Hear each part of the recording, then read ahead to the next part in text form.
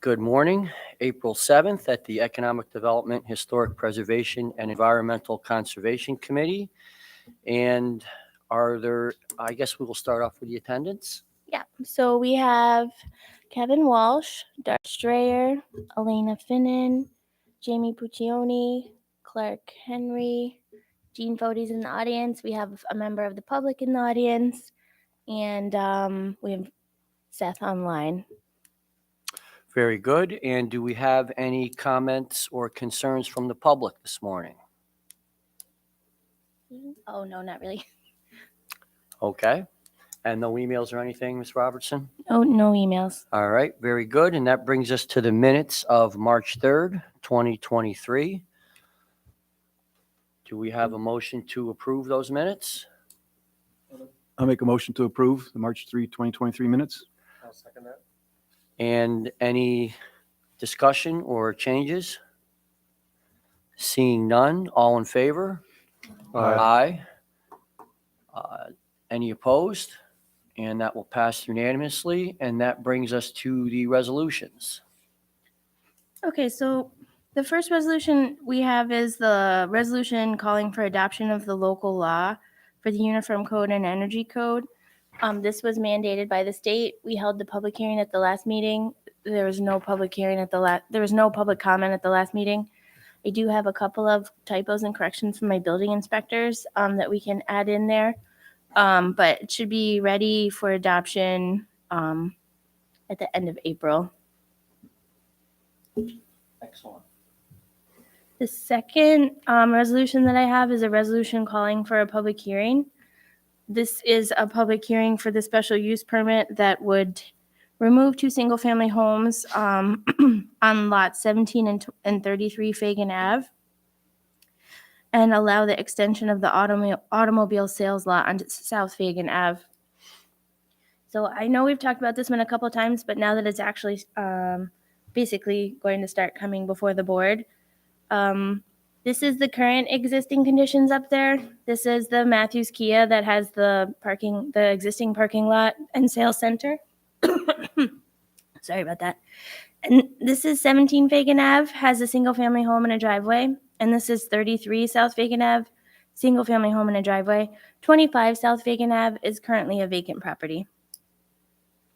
And then their proposal would be to remove those two single family homes and essentially add parking and an area for offloading cars when they're delivered, which I can show you on the next slide.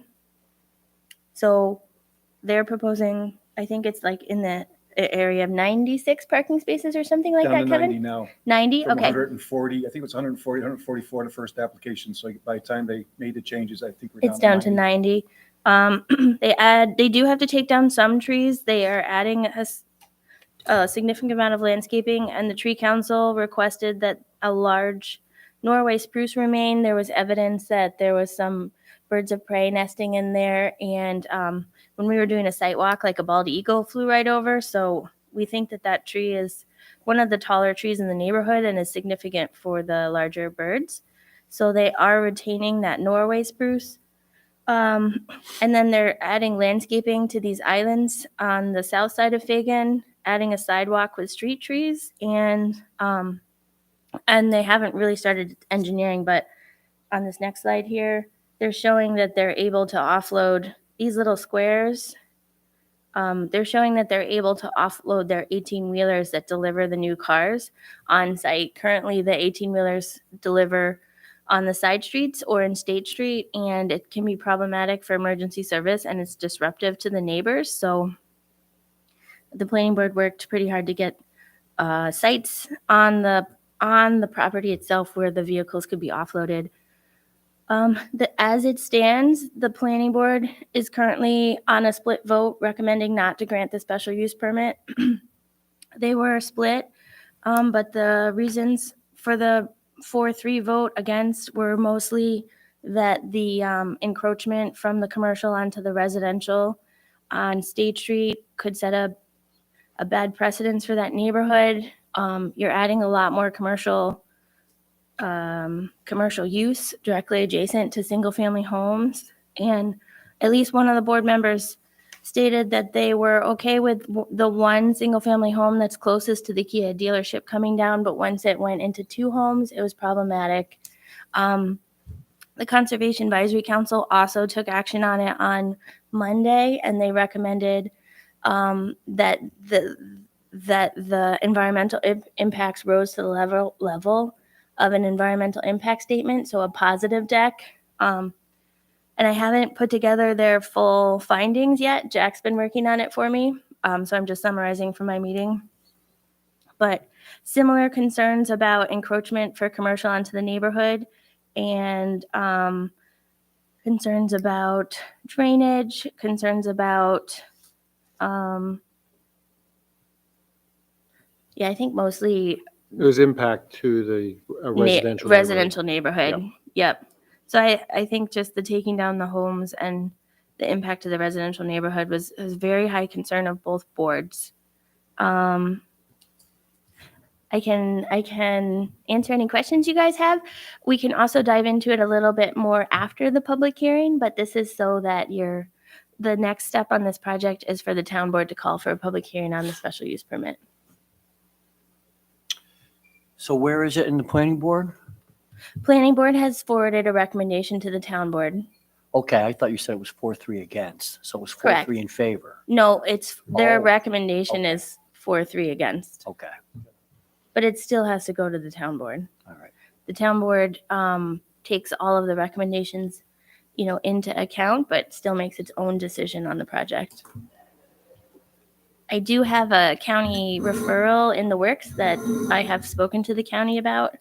They try to defer very much to local consideration, but they did emphasize that it's zoned commercial highway, and there's a possibility, if this project didn't go through, that you could have a permitted principal use that was not as, palatable on these homes as this one. Thank you. I was going to ask about the zoning. Could you help me understand where the zoning, like it's commercial highway, but at some point, is there a commercial / residential zoning? It's commercial highway. I'm not sure. Oh, can where- you? Yeah. Yeah, so Clark, we looked we at it sort of straight know through where the the line house is. Clark's going to point. Okay, so if you go basically to the corner of the proposed parking lot where there's blue, yeah, and you kind of go straight up and down from there. Actually, like direct north-south as the page goes. Yeah, that's basically the line. And if you pull it down, Clark, it splits that parcel. That parcel there is half in the commercial highway and half in residential. And if you don't mind, I mean, I was one of the votes in favor, so I don't mind stating why, because, it is zoned appropriately with a special use permit. They did a lot of hard work. Like I said, I think it was 140 or 144 spots, and they listened to the neighbors and to our concerns and reduced it to 90, and with the added feature and the safety of having the trucks be able to deliver on site. And I know that the neighbors want to sell their homes, if the property owners. So, there's a flip side of everything. So it was a tight vote, and we'll see what the town board has to say. We did get some comments from the public at our public hearing. So there may be some comments at town board public hearing, mostly from the impact that the current operation of Matthews Kia has on the neighborhood, directly, like existing light pollution and the impacts to the neighbors from the offloading of the vehicles are definitely a concern for the existing homes in the neighborhood, and concerned that that expanding the parking may increase those nuisances into the neighborhood. And how many residents expressed those concerns? One came to the meeting and one submitted essentially a phone call. One was from South Amherst and one was from South Fagin, so 2 total. So if it's zoned properly, why do we need a special use permit? Automobile sales and service stores in the commercial highway zone are a special use permit. Okay. Yeah. But to the county's point, like retail, drive-through is not a special use permit. It is a currently intact single-family residential neighborhood. Currently, most of the commercial parcels directly front State Street, and so this would be one of the first parcels that pushes off of State Street and into the existing single-family residential home neighborhood. Yeah, one of the challenges that the Conservation Advisory Committee had was that this is a intact, when you expand the map, it's an intact residential neighborhood of more affordable homes in this area. And that the committee felt that a parking lot of this size in that area could be the beginning of the end of that particular neighborhood, degrading the neighboring properties and then just allowing the commercial to build out. And we would lose affordable homes in this community.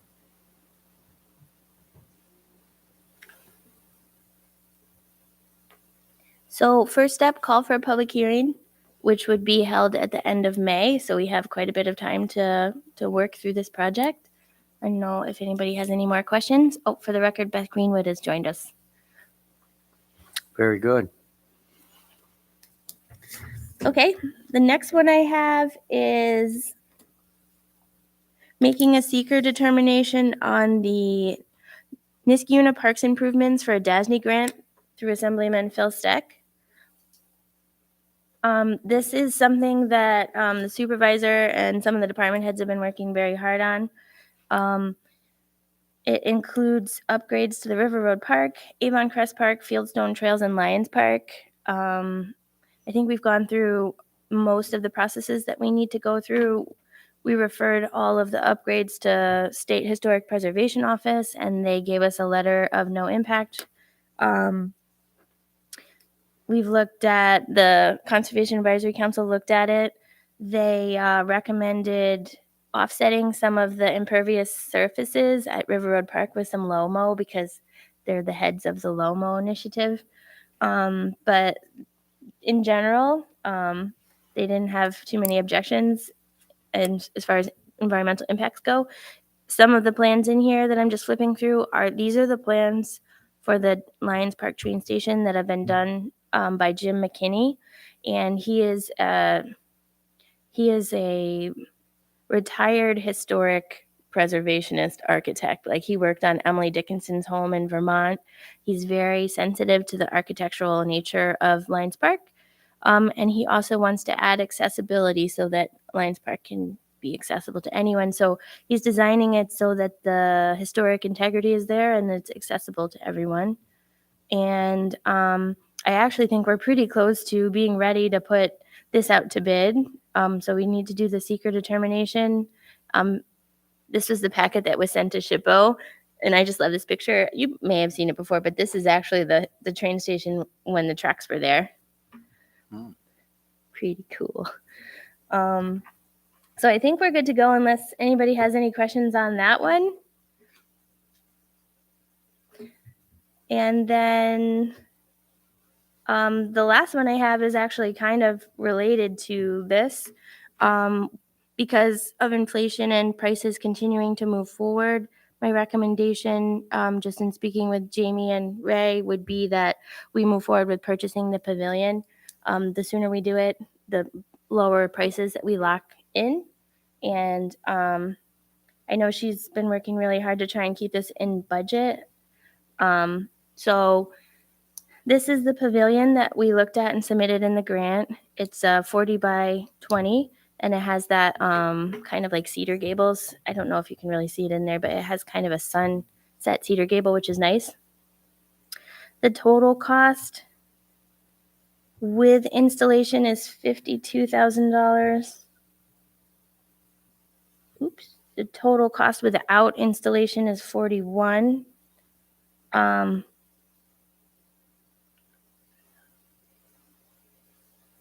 Yeah. Oh, yeah, 40. Yeah. So, and we're getting a municipal discount of 10% from the fifth room. We collected a whole bunch of quotes. This one was the lowest for what we wanted, and it's able to come with the installation price I guess it's $11,000, but I think we were figuring minus the 4,000 municipal discount, then the installation would essentially be like a little bit more than $5,000. Although you get the municipal discount on both, obviously. So I would recommend, I mean, I obviously defer to you guys, but I did speak with Ray, and having them do the installation it obviously helps, because if something goes wrong, or, they're the experts, they put it all up. It's not an expensive installation, and it saves on shipping. So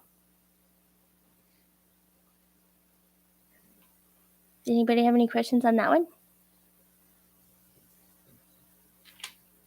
I'd just like to add that there is currently the pad, Correct. cement pad. So it's really important we move forward with, putting the pavilion there so that people can actually use it. With the increase in usage by the softball programs, having an additional pavilion and play structure, which will be an inclusive play structure, will allow, more families to use that park. It's also close to the trails. So we're just investing in that area so more people can use that space. We spent a lot of time, as Laura said, looking at, we probably had 8 quotes. Mhm. And this was one of the lower quotes that fit the parameters. So it's only exceeding the grant budget by maybe $10,000. But we will probably be able to draw from the highway and transportation budget to offset those additional fees. Excellent. Yeah, that'll be a great addition Yeah. to the park. All of the upgrades we're doing this year from that $250,000 SAM grant, it's just incredible investments in the train station, upgrading that deck, upgrading River Road Park, making improvements to the trails at Fieldstone.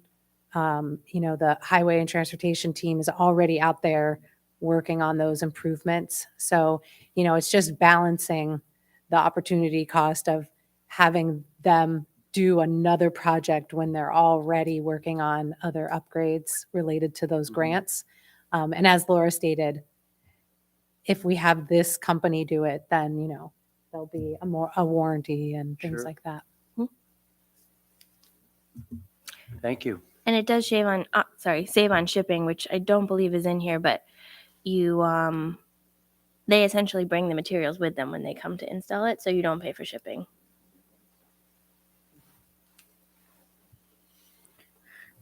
Okay, so the next thing I have is we received a letter and a map, which I'll show you in a second, from a resident who would like to build a house at 2225 Rosendale Road.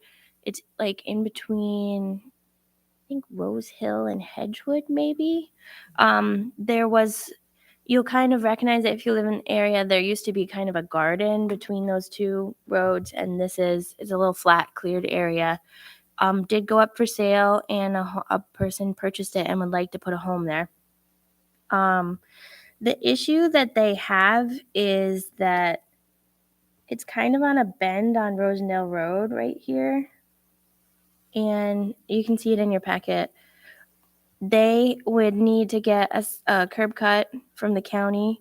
And I guess there's an existing curb cut for the paper street that's adjacent to their home, which is called Rosemont. And so what they're asking is for permission from the town to connect their driveway through the paper street and then onto Rosendale Road.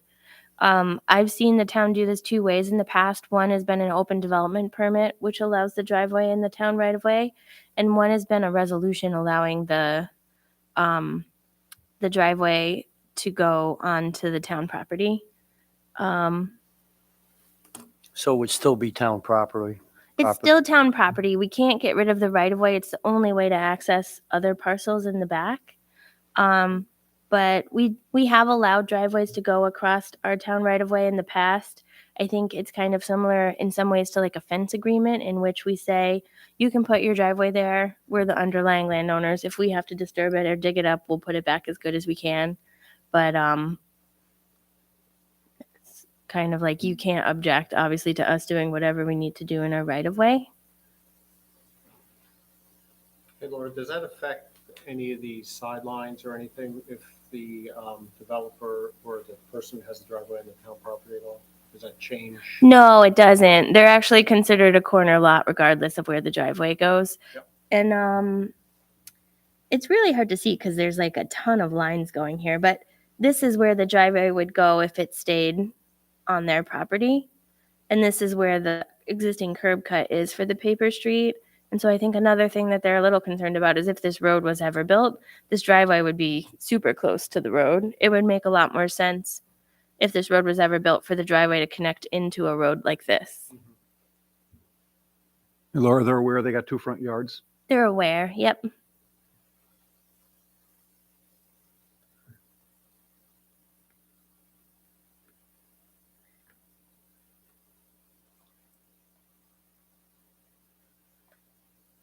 This is just a Laura point of clarification.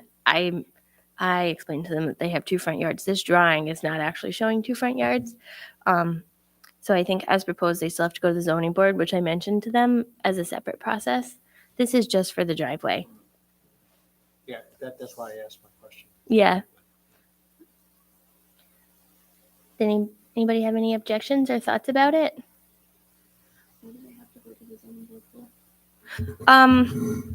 This is a paper street and this is the right of way, and they would have a 35-foot setback on both corner lots. This drawing shows a 20 foot. So the footprint of the home requires an area variance from the zoning board.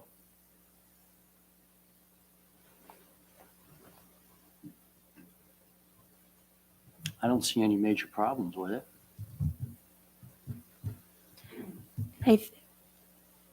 I'll have to go back and look, but I think that when we do open development permits, it's when there's no frontage, when the lot has no improved frontage on it. Because New York State doesn't allow us to issue building permits to homes that have no frontage. I think that in this case, we may just be able to do a resolution because this home has frontage on Rosendale Road, so we could issue a building permit for it, no problem. The question is whether or not we're okay with them putting a private driveway in our right of way. We do have one. I was speaking to a man who lives on, there's some in the Pawtucket area. We have a private driveway that comes off of Pawtucket. There's a couple of them around in town. Have you talked to Ray about it? Not yet. Nope. First, I was looking at whether the town board would consider The other thing is that they need to go to the zoning board of appeals first before they go to the town board. for the driveway. You would want that process first. Okay. I'll let him know that. I just think it's premature if the zoning board hasn't, let them make their determination that they're okay granting the area variances and then. Okay. And maybe in the interim, we'll see if that has to be a public hearing or how we have to do that just so that we know the steps. Yeah. And I'll ask Ray. This is actually also a county road. So, but my guess is that the county would prefer to use an existing curb cut, but we'd have to obviously talk to them as well.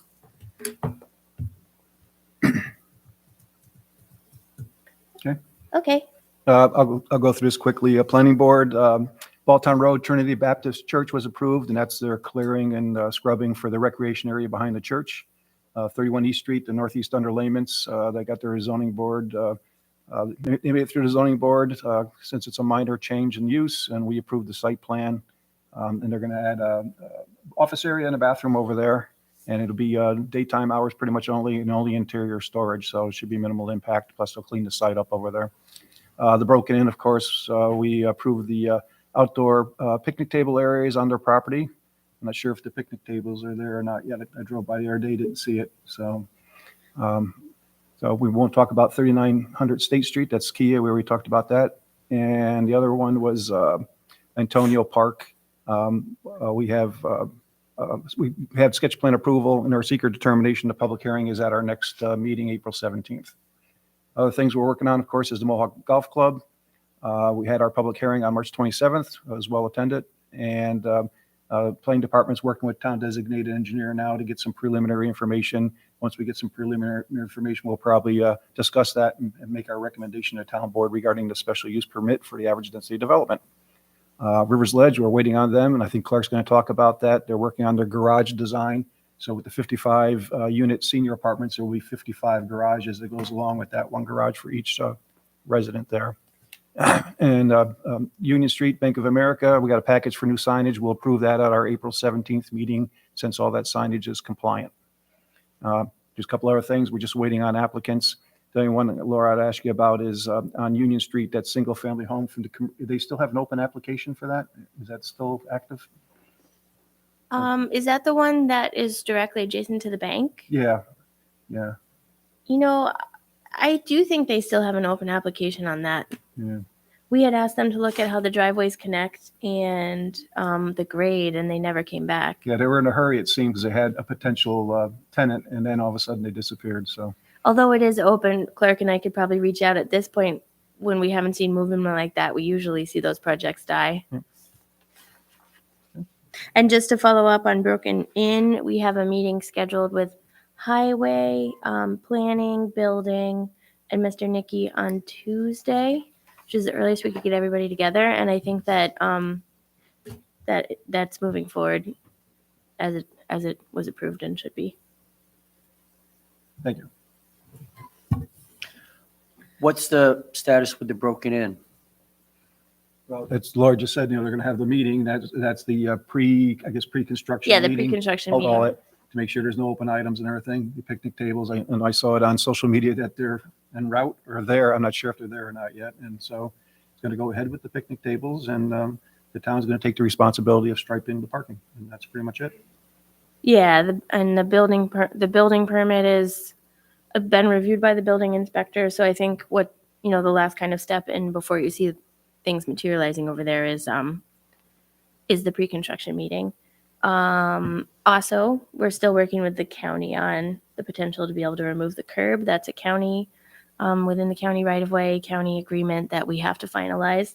But we're hoping that it'll all fall into place, within the next within a week or two. All right. For the zoning board, we have 3 cases from March. They're all residential area variances. Grant update. We were able to submit the NRI proposal to the Mohawk River Watersheds Grant, so we'll just wait to hear back from them. Ashok and our naturalist that we've worked on with the NRI before put a lot of work into that, and I appreciate how hard that worked. Hopefully we do get that award. And then I do have numbers back from the critical pedestrian grant. We ended up not needing the change order at the last meeting. We were able to swap out materials and go to high-vis crosswalks and work with Ray on some updates and changes to landscaping and pavement and things like that. So we will be resuming the critical pedestrian grant this spring. I mentioned this before. We'll put the signs out because this is now the crunch time for removing the parking lot across from St. Joseph's Ave. So I'll put those signs up letting people know that that's coming.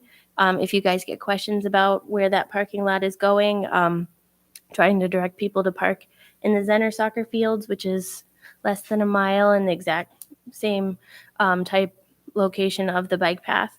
And in the winter, if they like the paved trails, I think the best alternative to parking there is Blatnick Park. So hopefully that'll be okay. And I've seen this spring already. I drive that path to and from work. That's my commute. And this spring already, I think I've seen high school runners split on either side of that road waiting for each other to cross. I think at least 4 times already this spring.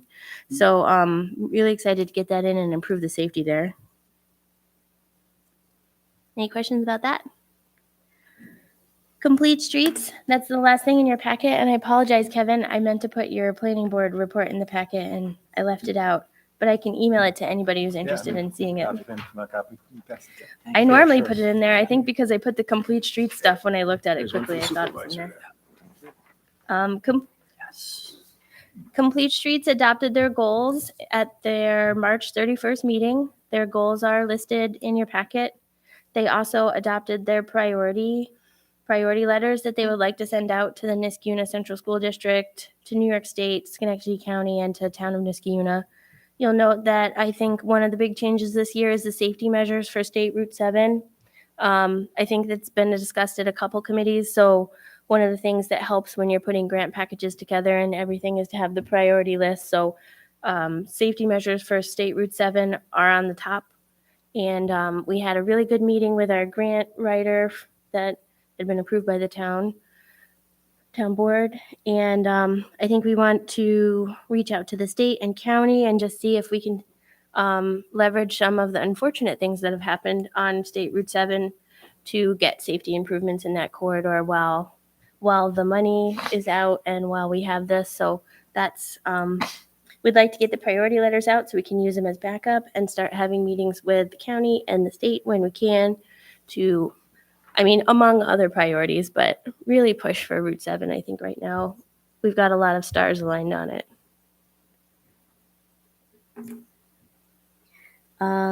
Tree Council has Arbor Day coming up April 29th. We talked about that at our last meeting, Town Hall, 11 a.m. to 1 p.m.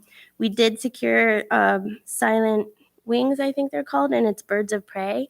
So I think that'll be exciting. Birds of prey need habitat and trees, so they go right hand in hand with Arbor Day, but you'll be able to come pick up your tree and then maybe if you're brave, go and meet a bird of prey. And so we're working out where they can set up, and we need to do an email blast on that now that we've kind of finalized all the details, which Tree Council has been working on. I'll try to get that out soon. You want to take Conservation Advisory Sure. Council?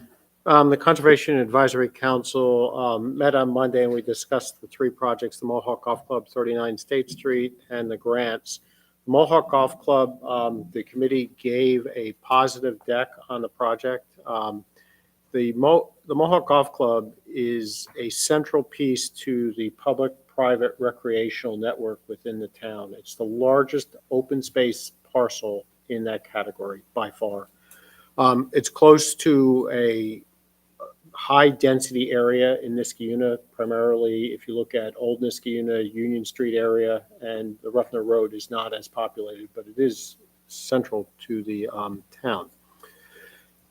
The committee felt that this particular piece of parcel, which is one of 5 called out in the comp plan as important to Niskayuna, and Niskayuna should look at hard, is at risk here. And we based a positive deck first on that the proposal proposed by the developer potentially could open up that parcel with the way the roads were. We would like to see a long-term plan with the Niskayuna, with the Mohawk Golf Club and Niskayuna, which sort of lays out potential development for that golf course as well as potential conservation. I think the council feels strongly that its current use is a real asset to the town, and we would like to see the town and the developer work together to come up with a well thought out plan that protects the town's interest in the open space and helps the golf club in that venue. The other thing that we looked at was the average density, and the board felt that the average density was too dense. And while we support an average density development, we felt that it did not meet the intent of the average density development. So there's requirements in the code, particularly in how to set aside the open space, and it was really bare minimum. The bulk of the open space is not public use, it's private. In general, we do support average density, but the way it was presented in this particular project, it wasn't a good use of that, and it had an adverse impact on the neighborhood. Now, the developer has mitigated a lot of other things along the way, so I do want to acknowledge that. So what are the consequences of this positive declaration? Laura's going to work with the committee. We're going to work out a series of determinations here and then the developer will just have to go out and basically address them. Does that slow the process down for the planning board? Probably, right? Well, actually, the town board is the lead agency on the seeker action. So the CAC has recommended that the town board make a positive declaration on the project. And positive declaration essentially puts a pause on the project moving forward while they explore different alternatives and ways to mitigate the environmental impacts. So they would have to prepare an environmental impact statement, which essentially forces them to review different configurations and what the environmental impacts are on those different configurations, and essentially go through a public hearing process on that chooses the configuration with the least environmental harm. That's what an environmental impact statement sets out to do. So there would be specific items that they would be asked to address. It has happened in the town, not frequently, but it does happen. And I think the ShopRite Plaza up here, that went through an environmental impact, and there were several different designs looked there. There have been other projects that have gotten a positive deck and have come back and looked very differently, and I don't think they've gone through the process. So specifically, it does slow the process down, and it basically it'll get both parties to really think about what the implications are. And we would like to see, like I said, a long-range plan developed by the golf course itself, where we have a mutual understanding of what is going to be developed there, because there have been multiple proposals over the years, and there's a lot of unknowns with this parcel. Have they been open to a long-term plan, the Mohawk Club? We have mentioned it to them numerous times. The developer has not come back and said, we will do it. I can't tell if they're open to it or not. That would really help the process. Great Yes, deal. that would. Yeah. They did at the planning board meeting, which they mentioned at the CAC too. They did offer a first right of refusal on the parcel, so that, and I think that can be explored in a number of different ways, like in conjunction with an EIS and other things too. But that would give the town the ability to purchase the property if it ever went, the remainder of the property if it ever went up for sale. Yeah, one of the concerns we had, because we actually did discuss that, and since the details haven't been worked out, it's hard to know how it would work out. But if the developer sold it piece by piece, would the town purchase each of those pieces to protect the property? So, for example, if there was such a agreement right now, would they purchase the 14 acres? And in some ways, that's a very difficult proposition, because the piece is valuable intact. It's not individual pieces of that property are less important than the piece itself. So that was our feeling on that as well, because we did discuss that with Mr. Sweet.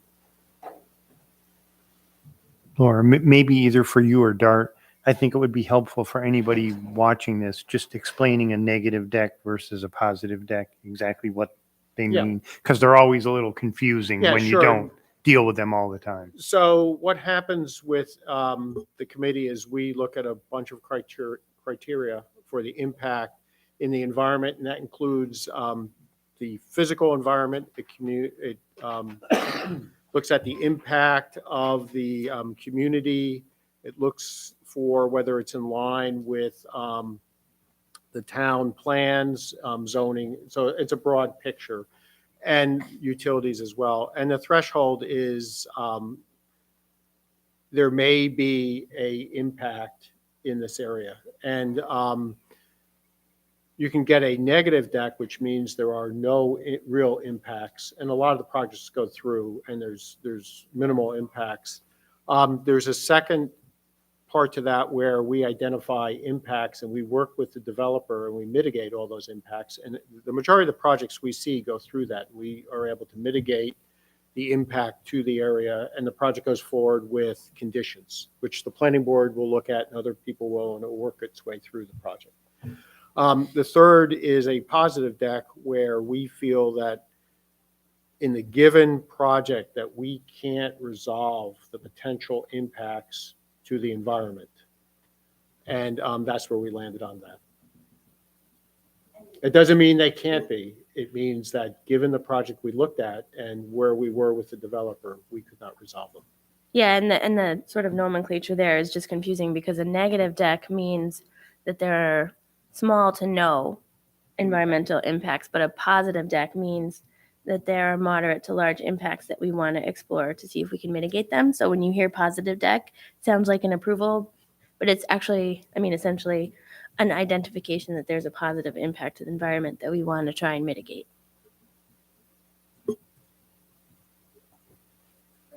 And again, those dates for composting, one of them shares Arbor Day. We're going to see if we can kind of cross people over and have a, have an environmental day. And then there's a couple other days at night to try and spread out when people are able to come, one Saturday and one evening, to take our composting classes and pick up compost bins that were provided by a grant through NYSERDA for clean energy communities. The Climate Smart Community Task Force, my intern, Jack Connolly, has been working on a climate grant RFP for me, so hopefully we'll be able to get that out shortly. I looked at it, and it was in pretty good shape the last time I looked at it. Architectural Review Board. Just give me a second while Clark's talking. I'll bring up some slides. Okay, thanks, Laura. Yeah, we just wanted to give a very quick update on the ARB. So we have a couple slides just to refresh everyone's memories about a couple of the projects that have been approved by the planning board, and they're now before the ARB to make sure that the general appearance meshes with the community. So we had our March meeting on March 15th, and we looked at 5 different projects, and I have a couple pictures on a few of them that we'll get to in a minute. We looked at Rivers Ledge, which is the facades of the proposed senior center building and the garages. The Mohawk Club, we've been just keeping them abreast of what's happening at what's proposed at the Mohawk Club. 31 East Street, we have a new owner there, or in the process of becoming a new owner there, who has great plans to spruce up that site. And she participated in the March meeting with the ARB, and we had some great exchanges, and she has great plans for that site, including planting a flower garden, some little heated sidewalk, heated patio. She's really going to dress that area up nicely. The Broken Inn, we've been keeping them up to date on the Broken Inn. And then the Niskayuna Animal Hospital is a project from a couple of years ago that's was approved for an 890 square foot addition. And the new owner is now at the point where she's really starting to get ready to execute that addition. So she's working with the ARB to make sure the addition blends in with the existing building. So Laura, if you go to the next slide, this is the Rivers Ledge Senior Center, just a refresher. It's in the west corner of the current property immediately. So it's that larger building on the left. Immediately behind it is the Rec Center building, which I think is the last building to be constructed on phase 1. So this has gone through several iterations. If you go to the next slide, Laura, this is the way the facade of the building has ended up. They're going for a kind of a city row style housing look. So they've gone back and forth at a couple meetings with the ARB to kind of dial in this appearance. If you go to the next slide, Laura. One of the images that the planning board had asked them to do was this side view. On the far left is Alplaus, and then you can see in the lower version the Mohawk River, and then it just shows from an elevation standpoint how the heights of the various buildings balance or are relative to one another. So what the planning board has asked the Rivers Ledge to do, and you heard it mentioned earlier in the meeting, is provide a few more renderings of specifically what the covered garage will look like. So something like this showing how it will look from a height standpoint relative to other structures around it.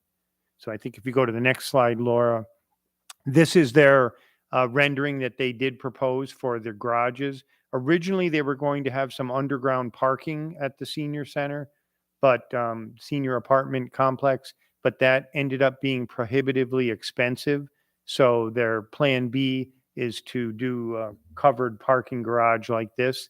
But the ARB was impressed with the level of detail and design that's gone into this. And I had mentioned to Laura, I drive across the road between Route 50 and Freeman's Bridge Road every day, and there's some senior apartments there, and the garages are as basic could be. The buildings are quite nice, but the garages are very basic, and they don't seem to really blend. It's nice that Rivers Ledge is putting a lot of attention into the proposed garages, so they'll keep working with the ARB to make sure they mesh with what's really a nice looking site right now. So we want to keep that going. So And it's probably more expensive, right? absolutely. Yeah. Yeah, it's absolutely. But they're doing a really nice job on that site. So, and it's great that the ARB can contribute with projects like this. So I think if you go to the next one, I have one or two more slides. This is the latest proposal on the Mohawk Club that we talked about earlier. So that shows the proposed entrance on the far left as it's shown there, with the average density development layout and the proposed emergency access right in the middle of the page there, near the property at 1245 Ruffner Road. So this is one of about 8 different versions that the Mohawk Club chose to bring forward, to bring forward eventually to the town board for the special use permit. Where's that access road coming in now? Is that all the way down towards Reed Street? No, it's only a couple. It's only a couple homes different. Okay, so the next one, Laura. So as that project, if it proceeded, the ARB would work with them on the townhomes and the single family homes. So we're just keeping the ARB up to date with what's happening. So they know about the project.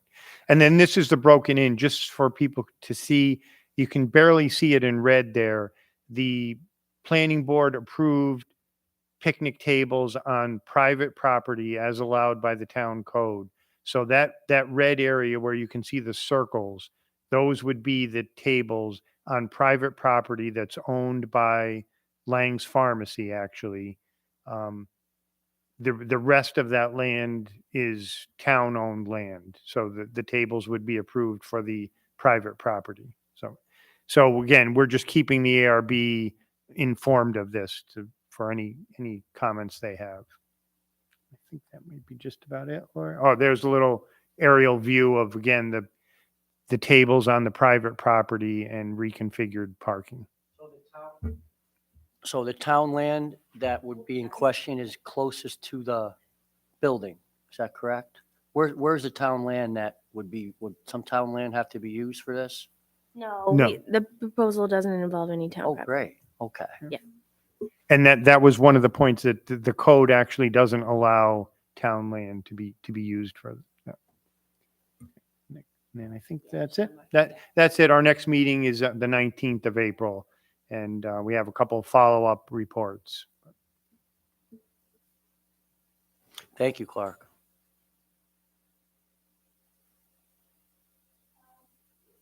The building department enforcement, I'm working on a zombie properties update for the supervisor. We've got 7 homes that we've been working on with the county that we're going through the affidavit process, and we've also sent, I don't know, what do you think, maybe 50? Yeah. Oh, 37. 37 mail outs to other properties that have vacant homes to start collecting our vacant home registration fee. And I think our new Trisha Bergami helped very much with that, and I am highly appreciative of that. And Linda as well. They both worked very hard on that. The planning department, we had another meeting on escrow and discussed the Console Road sidewalk. The initial engineering quote came in too high, again, there was a push to at least try and begin steps on the Council Road sidewalk because kind of any work that you add into it makes it a little bit more palatable for future grant work. So I'm going to look for a quote specifically on survey to see if we can at least have the survey done, which we would be able to then provide to an engineering company and potentially get that project moving at some point. Metroplex will come back to you at the next meeting. Alina, did you have anything you wanted to talk about from legal? And I heard from Dennis that he's unable to come. He's got to attend to some family issues this meeting. So I believe that's all I have, unless anybody else wanted to add anything.